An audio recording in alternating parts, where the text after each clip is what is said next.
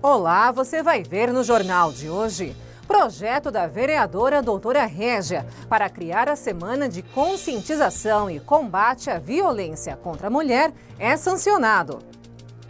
Pronto-socorro do Rochdale ganha ala pediátrica com atendimento 24 horas.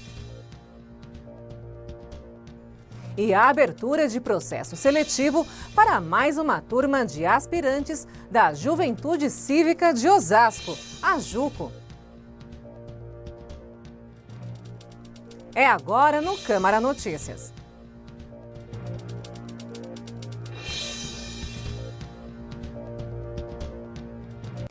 A edição de sexta-feira da Imprensa Oficial do município trouxe a sanção do projeto de lei número 258 de 2017, que institui a Semana Municipal de Conscientização e Combate à Violência contra a Mulher. O projeto, de autoria da vereadora doutora Régia, prevê a realização de palestras, seminários e ações sociais anualmente entre os dias 7 e 13 de agosto, em celebração à Lei Maria da Penha e à Lei do Feminicídio. A lei que institui a Semana de Conscientização de Combate à Violência contra a Mulher também prevê a realização de ações continuadas de forma alternada e bimestralmente entre as Secretarias Municipais de Saúde, Assistência Social, Desenvolvimento, Trabalho e Inclusão e de Educação.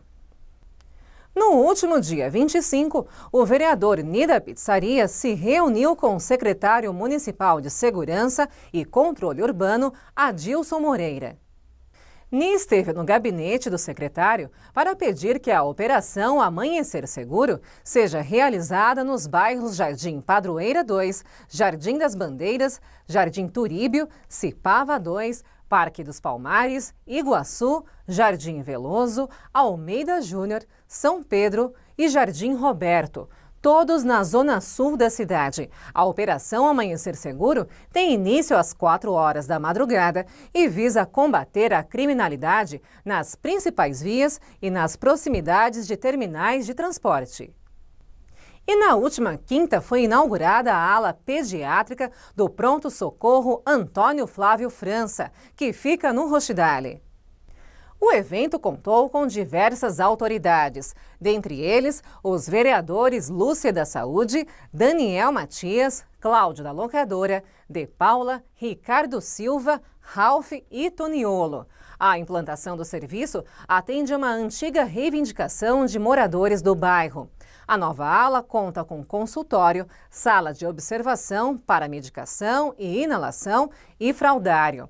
Com a inauguração, agora são 3 as unidades da rede municipal que contam com serviço de pediatria 24 horas. Em 2047, o país deve chegar a 233 milhões de pessoas. Depois disso, a tendência é cair gradualmente. Em 2060, cerca de 25% dos habitantes terão mais de 65 anos. Esses e outros dados estão na pesquisa Projeção de População, divulgada pelo Instituto Brasileiro de Geografia e Estatística, o IBGE. Os brasileiros estão vivendo mais. Hoje, a expectativa de vida ao nascer é de pouco mais de 76 anos. Em 2010, estava abaixo dos 74 e por volta de 2042 deve passar dos 80. O aposentado Mário já ultrapassou essa marca. Chegou bem aos 83 anos, com muita disposição. Precisar eu pego no batente tranquilo. É mesmo. E o dinheiro que a gente ganha no batente é muito mais valioso que a aposentadoria. A idade média do brasileiro em 2018 é de cerca de 32 anos e meio. Daqui a 20 anos, em 2037, deve passar dos 40. Hoje já somos 208 milhões de brasileiros e, segundo o estudo do IBGE, a população vai seguir crescendo até 2047, quando deve atingir um pico de 233 milhões de pessoas e parar de crescer. O pequeno Miguel nasceu há 2 dias. E para a mãe, hoje as condições de vida são melhores. As condições estão melhores, eles vão ter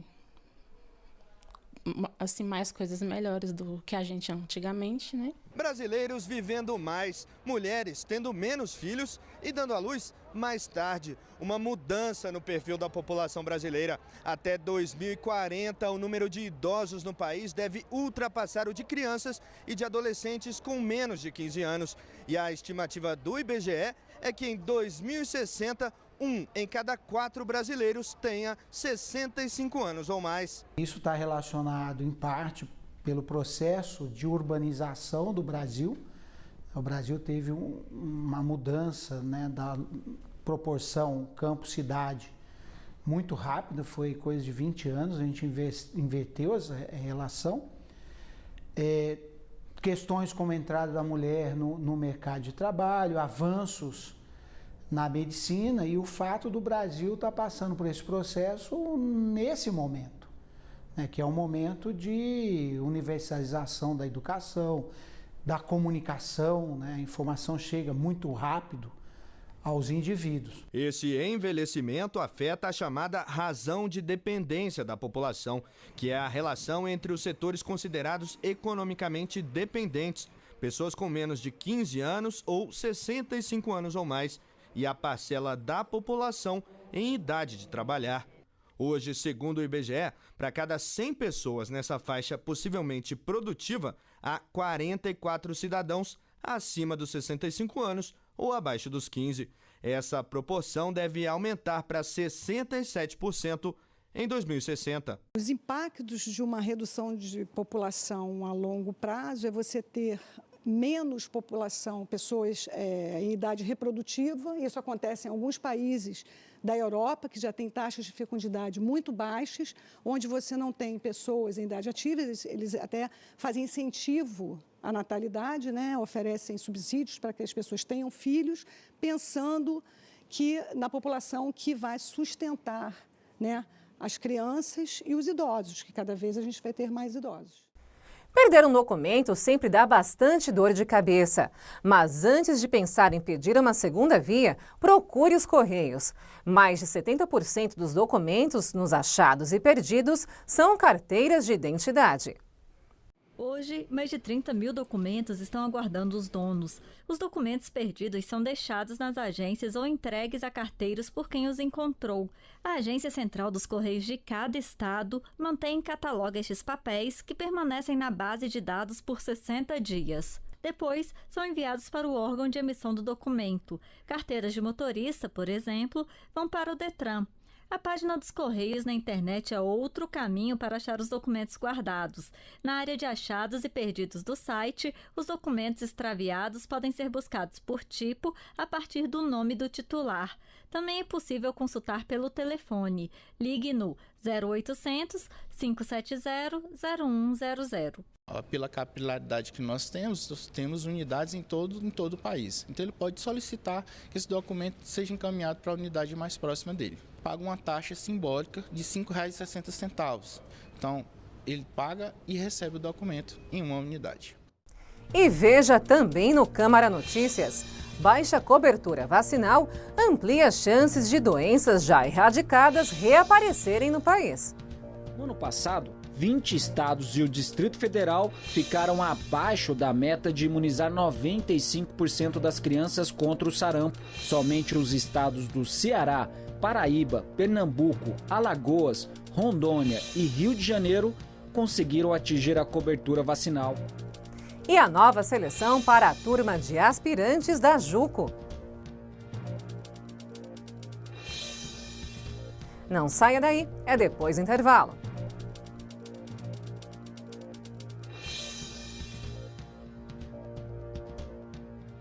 Quem doa sangue regularmente pode estar ajudando uma pessoa que nunca viu na vida.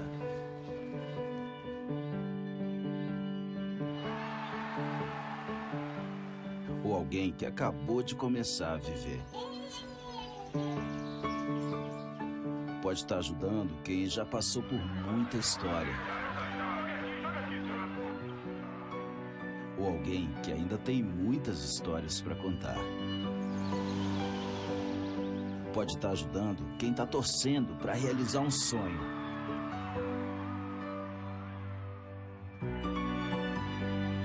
Ou alguém que está torcendo para ser ajudado. Quem doa sangue regularmente pode até não saber quem está ajudando, mas sabe que está ajudando muita gente. Ministério da Saúde, Governo Federal.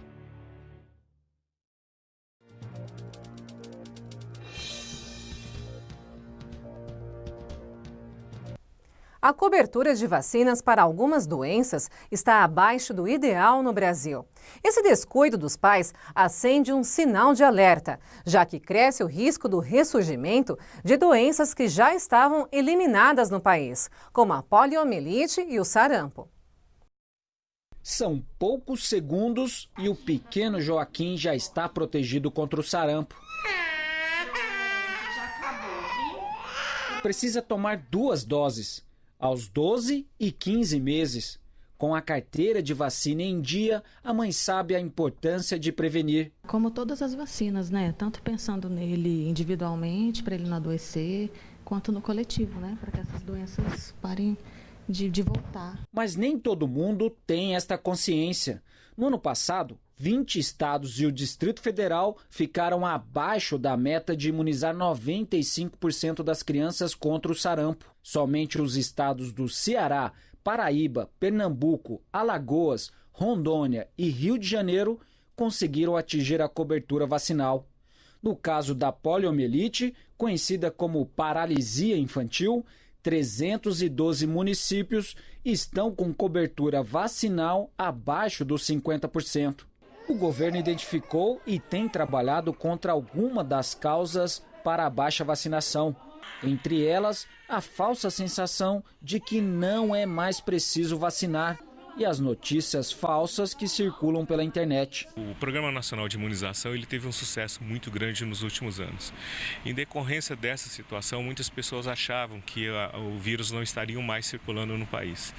No entanto, ao deixarem de vacinar e com a presença de pessoas vindos da Venezuela, nós identificamos que houve uma propagação do vírus, principalmente nas pessoas que não foram vacinadas. Atualmente, o país enfrenta 2 surtos de sarampo, em Roraima e Amazonas.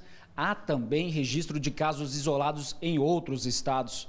Para garantir que a doença não se espalhe e manter o título da Organização Pan-Americana da Saúde, que certifica a eliminação da circulação do vírus no Brasil, a prevenção é fundamental. A vacinação é a proteção mais adequada para se proteger das doenças. Então, prevenir é vacinar. Vacinar é salvar vidas. As crianças são o público-alvo das campanhas de vacinação, mas adultos com menos de 50 anos também devem tomar a vacina. O procedimento é seguro e não faz mal. A pessoa que procurar os postos de vacinação estarão sendo orientados pelos técnicos presentes ali e, logicamente, o que tiver que ser vacinado vai ser vacinado, sem qualquer problema. Nós temos o estoque suficiente para vacinar todo mundo que necessita. Lembrando que aqui em Osasco haverá uma campanha especial de vacinação contra 5 doenças agora em agosto. Na lista estão sarampo, pólio, meningite, HPV e febre amarela. Os dias 4 e 18 de agosto serão os dias D de vacinação. E vem aí mais uma seleção de aspirantes da Juventude Cívica de Osasco, a JUCO. A entrega de senhas acontece no próximo dia 7 de agosto, das 9 da manhã às 4 da tarde, na sede da JUCO, que fica na rua Rubens do Amaral, 200, no Bela Vista.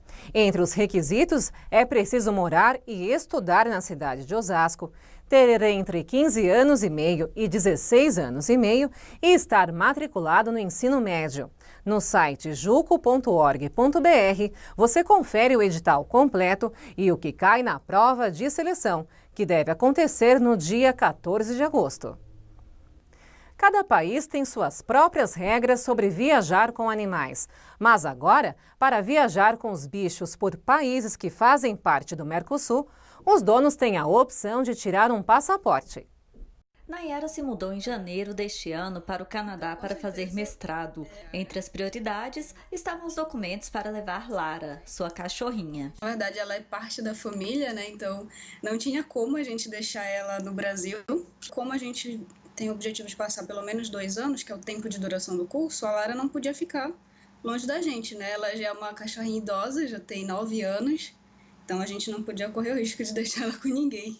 Para sair do país com cachorro ou gato, é preciso emitir um certificado veterinário internacional. Cada país tem as próprias regras, mas em comum, todos exigem que os animais tomem vacina antirrábica e tenham um atestado emitido por um veterinário que comprove a saúde do animal. Cada país tem as suas exigências, né? E cada país tem o seu modelo específico de certificado. O passageiro ele deve se programar, né, para a emissão desse certificado no período que, quando ao chegar ao país, o atestado esteja em validade. Para quem vai viajar pelos países que fazem parte do Mercosul, há também a opção de tirar o passaporte para trânsito de cães e gatos. O documento é emitido pelo Ministério da Agricultura sem custos. A vantagem de um animal ter o passaporte que permite o retorno dele, do país que foi, sem precisar no país em que o animal foi, ter que emitir um documento para voltar ao Brasil. Ele permite o regresso do animal ao Brasil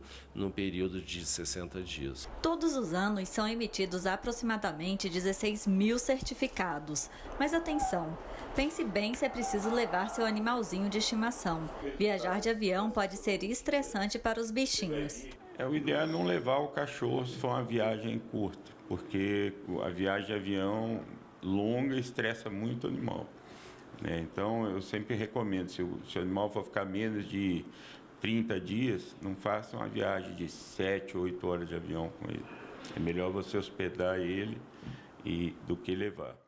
O Exame Nacional para Certificação de Competência de Jovens e Adultos, o ENSEJA, é uma oportunidade para quem busca certificação nos ensinos médio e fundamental.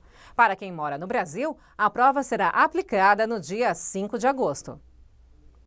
Quem está com os estudos atrasados ou fora da escola tem a oportunidade de recuperar o tempo perdido e, quem sabe, chegar ao ensino superior ainda na juventude. Se você está nessa situação, pode fazer a prova do ENSEJA, o Exame Nacional para Certificação de Competências de Jovens e Adultos. Mas atenção para as regras. Até o dia da avaliação é preciso ter no mínimo 15 anos completos para quem busca a certificação do ensino fundamental e 18 anos para quem quer o certificado do ensino médio. Brasileiros que moram no exterior também podem fazer o ENSEJA. O exame é oferecido ainda para quem está preso ou cumprindo medidas socioeducativas no Brasil ou em outros países. A prova deste ano para quem mora no Brasil será aplicada no dia 5 de agosto. São quase 1.700.000 inscritos. Esses candidatos precisam ficar atentos, porque as informações com os locais de provas não serão enviadas por carta ou mensagem. É preciso fazer a consulta pela internet. Ele precisa, o participante, acessar o portal do INEP, a página do ENSEJA, com o CPF que ele utilizou, o CPF dele no momento da inscrição e a senha que ele também já cadastrou no período de inscrições do exame. Ele vai acessar essa página e vai visualizar o seu local de prova. Nós vamos aplicar o ENSEJA em 592 municípios brasileiros, isso é importante de dizer, um número maior do que nós aplicamos na edição passada, mas, eventualmente, não necessariamente haverá aplicação naquela cidade onde o participante mora. Então, isso vai demandar um planejamento da parte dele, talvez comprar uma passagem para se deslocar até o local de prova. No portal, o candidato encontra também material de apoio para estudos e provas de edições anteriores. E para ter uma boa nota e conseguir um diploma, é preciso se esforçar. O Carlos parou com os estudos há 20 anos, mas voltou no ano passado. Agora se prepara para a prova do ENSEJA em busca do certificado do ensino médio. Os livros e o computador são presença constante, até no horário do almoço. O incentivo da família foi importante para o vendedor. Foi incentivo dos meus filhos, né? Tenho uma filha formando em jornalismo e ela me incentivou muito, a família toda. E ele já tem planos para o futuro. Quero fazer um curso técnico em eletricidade, é um sonho de infância. E agora, voltando a estudar, isso vai me dar oportunidade para crescer mais. E confira a seguir. Pesquisa mostra hábitos culturais dos brasileiros em 12 capitais. Salvador é o lugar onde mais se lê. Brasília, a que tem maior número de frequentadores de biblioteca. O Rio de Janeiro está entre os que mais vão a museus e cinemas.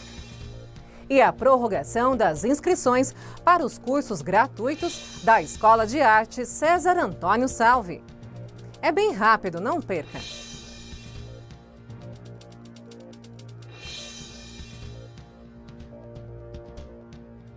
Vem pra biometria, vem, não pode faltar ninguém.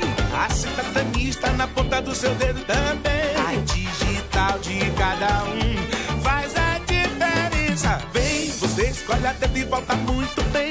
Por isso mesmo não pode faltar ninguém. Vem pra biometria, vem. Acesse o site da Justiça Eleitoral e se informe sobre a biometria no seu estado.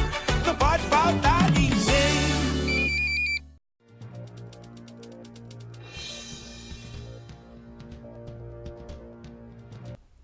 Uma pesquisa divulgada recentemente mostra os hábitos culturais dos brasileiros em 12 capitais.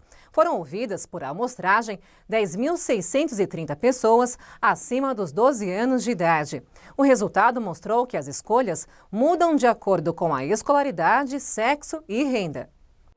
Gabriela é administradora de empresas em Petrolina, Pernambuco, e está de passagem por São Paulo. Vai muito ao cinema. Essa é a atividade cultural mais praticada fora de casa por 64% dos brasileiros. Só cinema mesmo. É a única coisa que... Teatro tem, assim, uma vez perdido no mês, assim, muito difícil. Évila, do Maranhão, prefere os festivais culturais que são gratuitos. 1/3 dos brasileiros depende disso para frequentar esses eventos. E São Luís se destaca como a capital com maior frequência em festas populares. Eventos culturais, assim, que quase não tem aqui, mas quando tem eu costumo frequentar. O que aproxima essas brasileiras acaba de ser retratado numa pesquisa sobre a cultura nas capitais. Salvador é o lugar onde mais se lê. Brasília, a que tem maior número de frequentadores de biblioteca. O Rio de Janeiro está entre os que mais vão a museus e cinemas. São Paulo aparece entre as duas capitais em que mais se vai ao teatro. Mais de 20 milhões de pessoas que disseram ter ido ao cinema, 10 milhões que disseram ter ido a teatros, 10 milhões que disseram ter ido a museus, mais de 15 milhões que foram a shows de música. Isso num universo de 33 milhões de pessoas com mais de 12 anos, que foi o universo que a gente pesquisou. Dentre os vários fatores que determinam o acesso à cultura, a diferença entre os sexos também tem peso. Segundo a pesquisa, as mulheres têm mais interesse no assunto, mas o acesso é inferior aos homens. Elas acabam se concentrando em atividades como feira de artesanato, espetáculos de dança e leitura de livros. Os filhos, isso a gente pode ver na pesquisa a partir também dos grupos focais, são ainda uma responsabilidade muito mais das mulheres do que dos homens. O cuidado e também o acesso mesmo à cultura, né? O interesse pela cultura está ligado à escolaridade. E o retrato feito pela pesquisa vai ajudar a gerar informações para desenvolver a cultura no país. O Brasil, por exemplo, ainda não tem uma medição do PIB da cultura, né? E essa pesquisa busca colocar foco em uma das pontas aí da cultura, que é o público. Né, tentar entender qual que é o perfil desse público, qual é o perfil de quem acessa e de quem não acessa as atividades culturais. Um novo sistema vai rastrear os produtos que saem do campo para a mesa dos brasileiros. A ideia é evitar que os produtos cheguem às mesas com excesso de agrotóxicos. As mudanças para os produtores começam a valer em agosto. Pelas regras, os produtores deverão fornecer nas caixas e embalagens informações como nome, endereço, lote e data de fabricação dos produtos. Que é basicamente a rotulagem por meio de um QR Code ou por um código de barras, com a identificação do comprador, do vendedor, do produtor.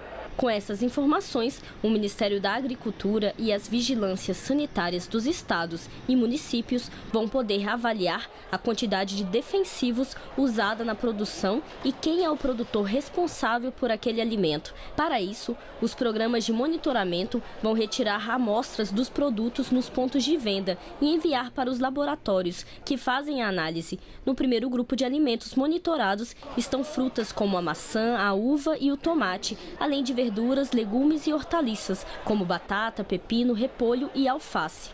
A ideia do sistema é evitar que produtos como esses cheguem na mesa do consumidor com excesso de agrotóxicos. O sistema quer rastrear também se durante a plantação foram usados produtos que são proibidos no Brasil ou que deveriam ser usados apenas no cultivo de verduras e frutas específicas. Se a gente consegue identificar aqueles produtos que têm um maior índice de contaminação, um maior índice de não conformidade, a gente consegue localizar, identificar o problema, é uma forma de você assegurar que aquele alimento chegue mais seguro ao consumidor.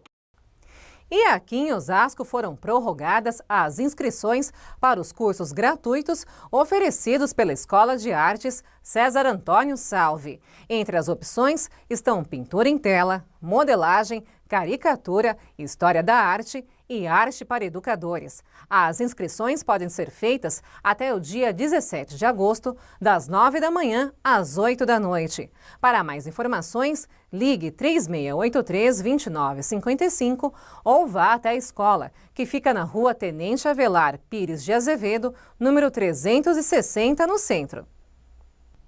Um dos efeitos colaterais da quimioterapia é a queda dos cabelos, mas um tratamento alternativo tem ajudado a reduzir esse problema. Veja na reportagem da TVE Paraná. O método resfria o couro cabeludo e ajuda a diminuir a quantidade de cabelo que o paciente pode perder. A novidade tem ajudado principalmente as mulheres que sofrem com a baixa autoestima por causa da quimioterapia. Em um momento tão delicado, poder ter uma vida normal sem sofrer alterações na aparência ajuda também na eficácia do próprio tratamento do câncer. Já é um tratamento pesado, já é difícil, tanto fisicamente quanto psicologicamente.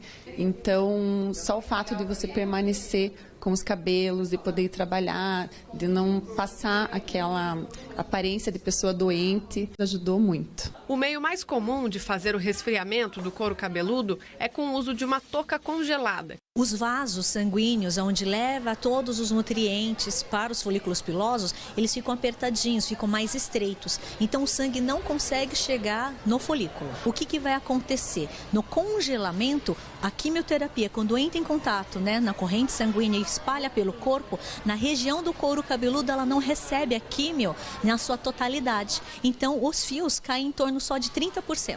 Para ser eficaz, as sessões de crioterapia devem ser feitas durante o processo de químio, enquanto o paciente recebe o medicamento na veia. É importante lembrar que não é todo paciente que faz tratamento de quimioterapia que pode fazer a crioterapia. Neste caso, a indicação tem que vir de um especialista. E chegou ao fim mais uma edição do Câmara Notícias. Eu sou Fernanda Lucena, fico por aqui, mas encontro vocês na próxima edição. Até lá!